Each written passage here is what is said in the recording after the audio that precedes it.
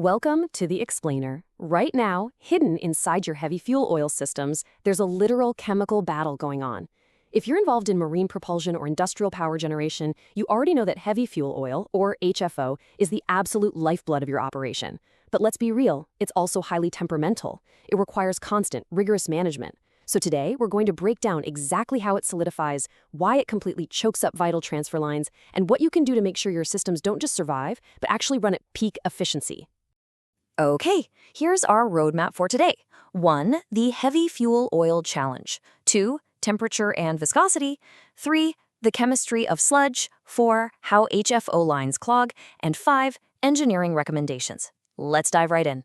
So we have to start with this massive operational question. Why does heavy fuel oil seemingly turn into thick, unmanageable wax the exact second you look away? The stakes here are incredibly high. I mean, letting industrial fuel cool down doesn't just give you a slight dip in efficiency. We're talking total system failure, starved burners, and some seriously expensive downtime. Section 1. The Heavy Fuel Oil Challenge.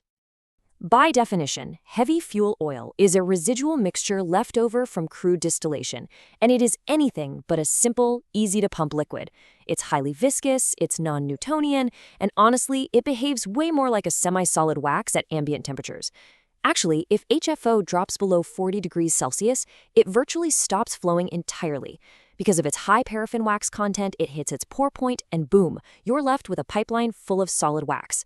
So constant thermal management is absolutely mandatory just to get the fuel from the storage tank to the burner. Section 2. Temperature and viscosity. Now, what's really fascinating here is the math behind the physics. The relationship between temperature and viscosity in HFO isn't just a simple inverse straight line. It is exponential. It's modeled using the Arrhenius-type Andrade equation. And what this essentially means in plain English is that as the temperature drops, the viscosity doesn't just slowly tick up, it spikes dramatically. It's a severe, completely non-linear physical reaction to cooling. To put that into perspective, this fluid is wildly sensitive. A mere 20 degrees Celsius shift in temperature can cause a massive 7 centistokes shift in viscosity. And why does that matter? Well, a shift like that can easily overload your transfer pumps. If the fuel hits the burner nozzle at the wrong viscosity, it physically resists the shearing forces. That hinders the whole atomization process and leads to a massive cascade of combustion failures. You literally cannot just guess the temperature. Absolute precision is everything here. Section 3. The chemistry of sludge. Let's meet the microscopic villains of our story, asphaltenes. These are complex, polar, aromatic compounds naturally found in HFO, and they are notoriously temperamental.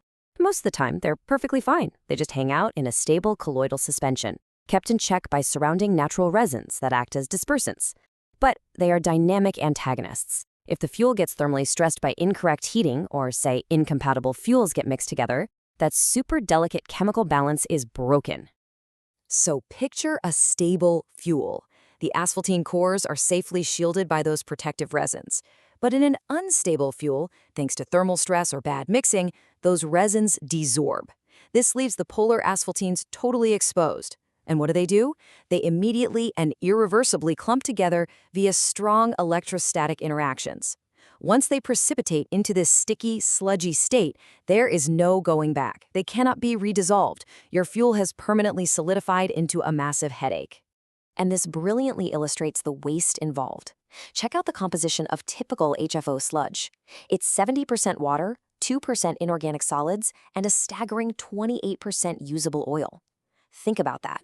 When your fuel destabilizes into sludge, you aren't just trapping dirt. You are throwing away more than a quarter of perfectly usable, paid-for energy right into the sludge tank. It is an incredibly frustrating, not to mention expensive, way to run a plant. Section 4. How HFO lines clog. Okay, so the sludge forms, but it doesn't just sit there nicely. It acts as a highly effective chemical binder. As these sticky asphaltene clusters travel down your pipeline, they trap literally everything in their path. Rust, paraffin wax, catalytic cracking fines, you name it. It forms this dense, immovable block that completely blinds your duplex strainers. Almost instantly, you are going to see a rapid, super dangerous spike in differential pressure across your strainers, literally choking the life out of your transfer and booster systems. Now, what if that viscous, poorly conditioned fuel somehow makes it past the strainers? The consequences at the burner are brutal. Highly viscous fuel physically resists the shearing action of the atomizing steam. It totally ruins the atomization process. You get a narrowed fuel spray angle, thickened fuel cone walls, and massively increased droplet size. Counterintuitively, the thicker fluid boundary layer actually increases the flow rate right through the nozzle. That leads to heavy black smoke, severe carbon coking on your boiler tubes, and eventual flame failure. Just a complete combustion disaster. Section 5. Engineering Recommendations. So how do we fight back? First, we have to test for compatibility to build a rock-solid defense strategy. You've got your standard diagnostic tools. The Total Sediment Existent, or TSE, measures pre-existing solids. TSP predicts thermal aging sludge. TSA evaluates the chemical stability reserve when the fuel gets artificially stressed. And the really crucial one, the ASTM spot test, quickly rates fuel compatibility on a simple 1 to 5 scale. By actually running these exact protocols, operators can confidently predict sludge formation before the fuel ever even touches the main transfer lines. Now, mechanically speaking, how do we actually control this flow? Basic temperature control, relying purely on a static target temperature, is just fundamentally inadequate. Why? Because viscosity indexes vary wildly from one fuel batch to the very next. So the crucial point here is that you absolutely must use active viscosity automation. By using inline vibrating fork viscometers, the system calculates real-time dynamic viscosity and automatically adjusts the preheater steam valves. That guarantees the fuel hits the burner at the perfect 10 to 12 centistokes every single time. Another incredibly powerful recommendation is mechanical homogenization. It's often called the coffee grinder method. Basically, instead of relying on super expensive chemical additives, mechanical homogenizers use high-shear rotor-stator systems. They physically break down those sticky asphaltene clusters into fine, uniform particles way before they hit the purifier. It's literally just like grinding coffee beans to ensure a better, more uniform brew. It creates a stable fuel that your centrifugal purifiers can easily handle, which vastly reduces those nasty sludge deposits. And look, these aren't just academic theories cooked up in a lab. Rigorous operational protocols, right down to the HVAC designs of the pump rooms, are mandatory, non-negotiable practices for major industrial contractors. They use them to manage massive installations and protect continuous power generation and marine propulsion. The engineering simply has to be exact. Finally, you have to master the physical maintenance. Here is the strict, step-by-step duplex strainer changeover protocol.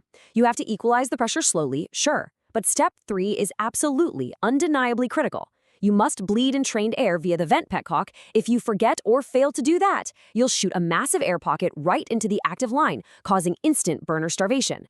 And when you extract that dirty element in step 6, you have to clean it with a chemical solvent while it is still hot. If you let it cool down, that HFO turns right back into unmanageable wax, and your filter is completely ruined.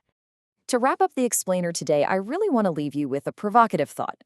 We know that up to 2% of all bunkered fuel is typically lost to sludge, and we just learned that a massive 28% of that sludge is actually perfectly usable oil just trapped by those pesky asphaltenes. So, how much usable energy is your plant just throwing away every single day simply due to poor fuel conditioning? It is definitely a question worth asking the next time you're reviewing your plant's efficiency reports. Thanks so much for joining me, and I hope this sparks your curiosity to rethink and optimize your own heavy fuel oil strategies.